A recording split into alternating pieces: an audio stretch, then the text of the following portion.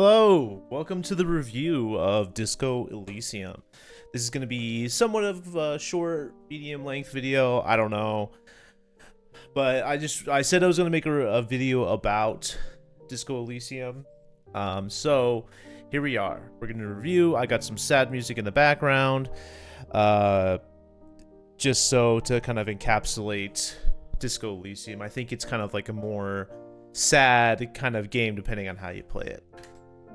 So the summary of the game is you are a cop who loses his memory. You're trying to solve a case along with finding out who you are. That's the main premise of the game. Not much more said. The picture on the left here is your main character. You find out, and you can kind of tailor it to whoever you want to be. But that is one of the main parts of the game. It's finding out who you are and solving a murder that happens that you were actually assigned to. I don't want to get into any much more because I don't want to ruin the game or spoil it. So that is the summary of it. So the explanation of my review rating. The game starts off at 0 out of 5. Like that's how it is. It gets plus 1 point for a positive action, or something I deem as positive per my 5 categories. 0 point for a decent or okay. It's like, it didn't really wow me, but it's all right. And then minus 1 point for negative. So it's like completely no. Like this I did not like this. This really either pissed me off or just really disappointed me in some sort of way. So graphics is a plus 1. It's interesting take of a top down.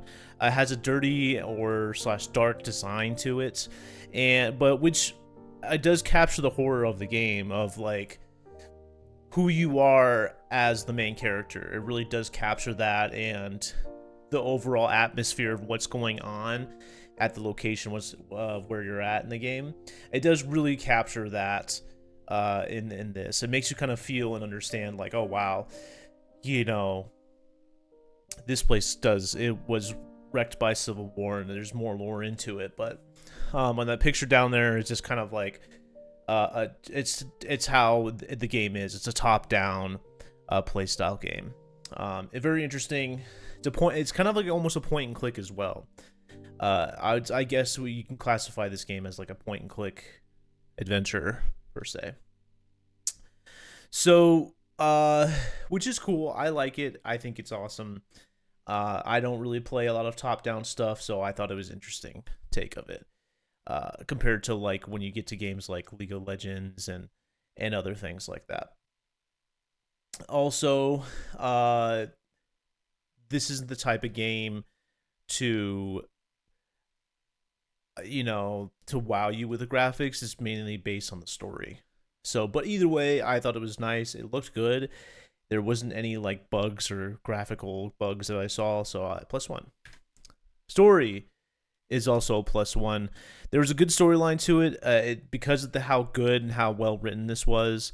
It kept me invested. I kept, when I stopped playing, I wanted to go back, which is a huge positive sign in my book. I wanted to keep playing the game, and it also it's my second time actually playing this game, so that also tells you a lot about the story.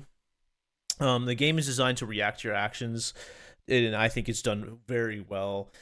You don't expect that because this is an older game, so you don't really expect that to happen, but it does. And when it did happen, I was like, whoa, that's actually cool. And it actually kind of like goes through everything you've done up to that point. And it was like, wow, that's really interesting. I didn't think that this game would have that being an older game, but it was really good with all the updates that they've done. Great storyline. It didn't get me emotional per se. I wouldn't say I was like crying, but it was good. I liked it. So difficulties is 0. Is okay. I do want to preface this. It's overall easy, but it's not meant to be extremely difficult. It's not like a FPS game. It's not meant to be like that. It's meant to kind of get you more invested into the story. It's meant to have you feel the writing, not to have like the enjoyment of a challenging and all that. However, it can be challenging to do the skill checks.